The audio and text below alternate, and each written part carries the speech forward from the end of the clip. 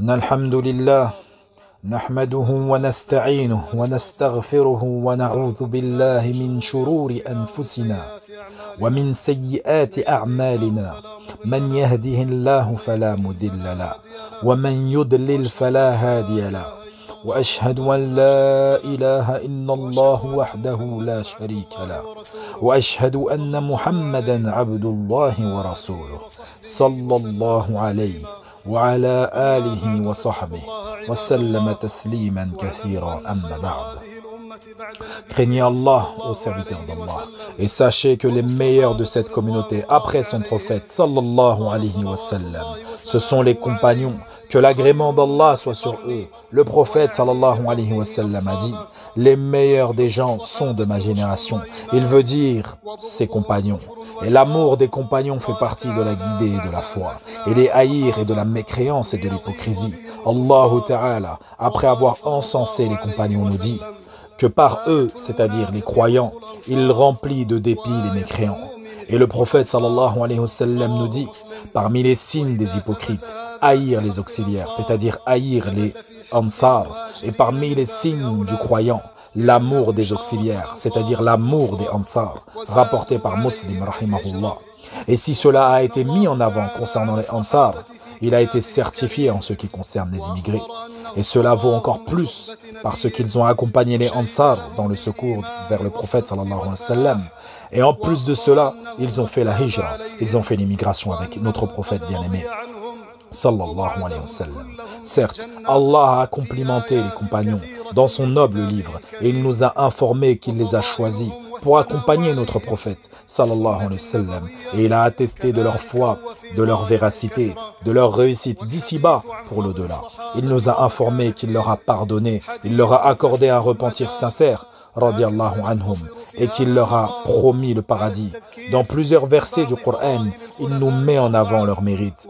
Et également dans la Sunna, il nous met en avant leur perfection de la mise en pratique de la Sunna.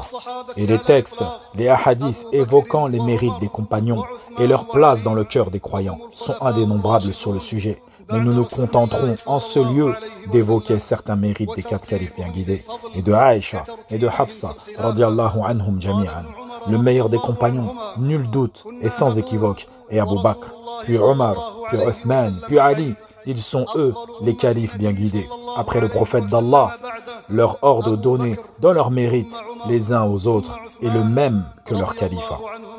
Ibn Omar radiyallahu anhuma a dit: nous disions alors que le prophète sallallahu alayhi wa sallam était en vie que le meilleur de la communauté après le prophète était Abu Bakr, puis Omar, puis Uthman, puis Ali radiyallahu anhum ajma'in.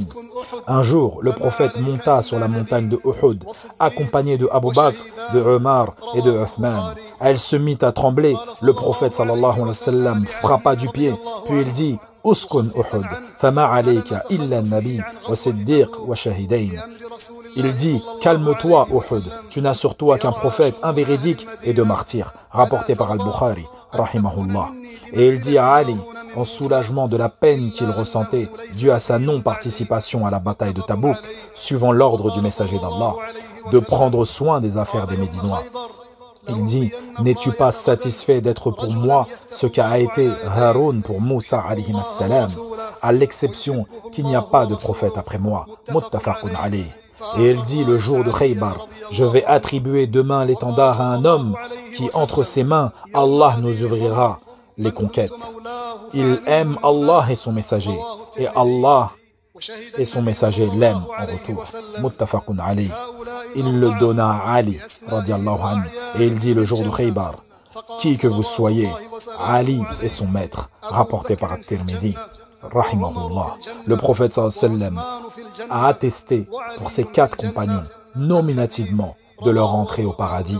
Il dit dans le hadith: Abu Bakr fil Jannah, wa Omar fil Jannah, wa Uthman fil Jannah, wa Ali fil Jannah, rapporté par Abu Daoud wa Tirmidhi. Le prophète sallallahu alayhi wa sallam a également attesté du khalifa après lui. Il dit qu'il est le khalifa de la prophétie. Sans les nommer, il dit sallallahu alayhi wa sallam, le khalifa de la prophétie sera de 30 ans, puis Allah accordera la royauté à qui il veut. Rapporté par Abu Daoud, rahimahullah. Et ces 30 années correspondent à la période des 4 califes bien guidés, radiallahu anhum. Qu'Allah enlaidisse ceux qui manquent de respect aux 4 califes et qu'il perpétue leur avilissement. Quant à Aïcha, binti Abi Bakr as-Siddiq, radiallahu anhuma, elle est l'épouse la plus aimée du prophète par le prophète sallallahu alayhi wa sallam. Il fut questionné par Amr ibn al-As, rahimahullah, qui est-ce que tu aimes le plus? Il dit Aïcha. Amr dit, parmi les hommes, ya Rasulullah. Il dit son père. Amr lui dit, puis après lui, il dit Omar ibn al-Khattab, muttafaqun alayh. Le prophète sallallahu alayhi wa sallam l'a préféré à toute autre femme. Il dit, sallallahu alayhi wa sallam, le mérite de Aïcha sur toute autre femme est comme le farid sur tous les autres plats, qui était un plat aimé par les Arabes. Allah prit sa défense à travers sa parole sacrée lorsqu'elle fut accusée à tort de dépravation. Allah révéla des versets récités jusqu'à la fin des temps de son innocence, radiyallahu anha. Allah choisit également de prendre la vie du prophète sallallahu alayhi wa sallam lors de son jour. Dans sa chambre, adossée à elle, entre ses bras, Allah unissa leur salive une dernière fois, quelques secondes avant sa mort. Lorsqu'elle mâchouilla son siwak pour lui assouplir, elle dit, je l'ai entendu, et il disait, Allahumma fi rafiq al-a'la, Allahumma fi rafiq al-a'la, ou Allah vers l'ami le plus haut, ou Allah vers l'ami le plus haut. Puis il mourut, alayhi salatu wassalam. Puis il fut lavé, enseveli et enterré dans sa chambre. Il y est jusqu'au jour de la résurrection. Quant à Hafsa binti Omar radiallahu anhuma, elle est la mère des croyantes, elle est la grande maîtresse, elle s'est convertie à l'islam, elle a fait l'immigration après la mort de son premier mari, des suites de ses blessures à la bataille de Uhud, le prophète sallallahu alayhi wa sallam l'a prise comme femme. Elle est la grande maîtresse, dévouée, elle jeûne et prie énormément. Lorsque le prophète sallallahu alayhi wa sallam la divorça, Jibril alayhi salam vint à lui et lui dit, oh Muhammad, tu as divorcé Hafsa, alors que c'est une jeûneuse, une prieuse de nuit fréquente, et elle est ton épouse au paradis. Reprends-la, rapporté par Hakim, rahimahullah. Il l'a reprise en tant que femme. Le prophète sallallahu alayhi wa sallam mourut et la laissa après lui. Il la laissa auprès de ses sœurs, les mères des croyantes. Radiyallahu anhunna ajma'in. Elle vécut après la mort du prophète sallallahu alayhi wa sallam 30 ans, et sa vie fut pleine d'obéissance, de soumission à Allah. Et elle retranscrit énormément de hadiths du prophète sallallahu alayhi wa sallam. Son père Al-Farouq radiallahu anhu lui faisait pleinement confiance.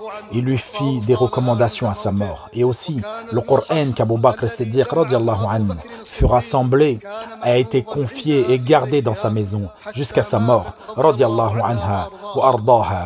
Je dis ceci et je demande pardon à Allah pour moi ainsi que pour vous. Il est certes pardonneur et miséricordieux. La louange appartient à Allah, seul sans associé.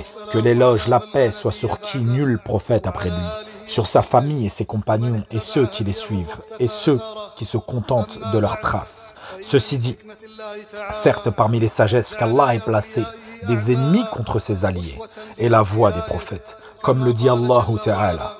C'est ainsi que nous fîmes à chaque prophète un ennemi parmi les criminels, mais ton Seigneur suffit comme guide et comme soutien. L'hostilité de la secte usurpatrice des Rawafid à l'encontre des compagnons du prophète sallallahu alayhi wa sallam. Ils ont répandu leur haine à travers leurs paroles, leurs écrits, en les insultant, les maudissant, les calomniant, et tout ceci sont des hasanats, des récompenses pour les compagnons de Muhammad sallallahu alayhi wa sallam. Et pour éprouver les gens du vrai qui ont succédé aux compagnons, pour montrer ceux d'entre eux qui restent fermes sur la vérité, les secours, les défend et écartent toute ambiguïté dite sur les compagnons. Ils interdisent le mal en réprimandant les gens selon les règles de l'islam, sans exagération ni laxisme, et qui puissent être mis en évidence pour les gens du vrai. La faiblesse de foi, le manque de patience et de certitude des gens au cœur malade et aux passions perverses qui s'affilient aux gens du vrai alors qu'ils prennent en fratrie, en amitié, les ennemis des compagnons du prophète sallallahu alayhi wa sallam et détestent les femmes des croyants.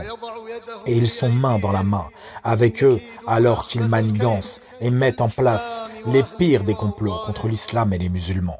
Serviteurs d'Allah, nul doute, les cœurs sont entre la main d'Allah seul, et le musulman n'est pas à l'abri de l'apostasie, et le sunni n'est pas à l'abri d'innover, et le pieux n'est pas à l'abri de commettre des débauches.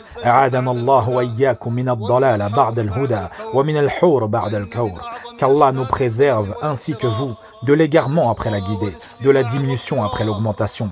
Parmi les plus grandes causes d'égarement est le fait d'écouter et lire des gens de l'innovation et de la passion, en plus de s'asseoir et de vivre avec eux et de les prendre comme compagnons. C'est pour cela que le prophète sallallahu alayhi wa sallam a recommandé à Aïcha radiyallahu anha et à la communauté de l'islam tout entière. Il dit, lorsque vous voyez ceux qui suivent et appliquent les textes équivoques, les textes ambigus, sachez que ce sont eux dont Allah nous met en garde. Celui qui néglige les recommandations du prophète sallallahu alayhi wa sallam, qui décide de les écouter et que leur ambiguïté pénètre son cœur et que ressort de son cœur la lumière de la vérité, il s'effondrera dans le faux et il ne pourra en vouloir à personne d'autre que lui-même. Et l'âme appelle au mal. Et s'il s'égare de la voie d'Allah, c'est lui qui aura fait les causes de son égarement. Comme le dit Allah Ta'ala, puis quand ils dévièrent, Allah fit dévier leur cœur. Et ceci est la justice d'Allah Jalla fi'ula. Comme il dit également, ton Seigneur cependant n'est point injuste envers les serviteurs. Serviteurs d'Allah, accrochez-vous à la bonne croyance, accrochez-vous à la mise en pratique du livre d'Allah et à la sunna de notre prophète bien-aimé, salawatullahi wa salamun alayhi, et prenez soin des recommandations de Muhammad sallallahu alayhi wa sallam. Faites aux compagnons, à ses épouses, qu'il n'y ait dans nos cœurs envers eux que de l'amour, de la révérence, de la reconnaissance. Nous devons les évoquer et évoquer leur histoire avec compassion et satisfaction d'eux.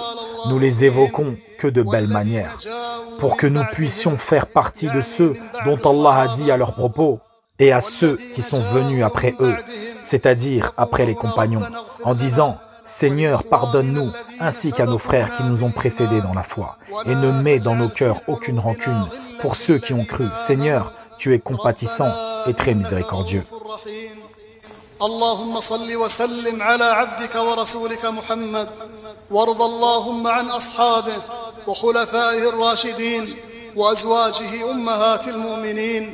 اللهم مسكنا بهديهم واحشرنا في زمرتهم يا أرحم الراحمين. اللهم عليك بمن يلعنهم ويمقتهم ويعاديهم فإنهم لا يعجزونك إنك أنت القوي العزيز. اللهم آمنا في دورنا وأصلح أئمتنا وولاة أمورنا. اللهم آتنا في الدنيا حسنة وفي الآخرة حسنة وقنا عذاب النار والحمد لله رب العالمين.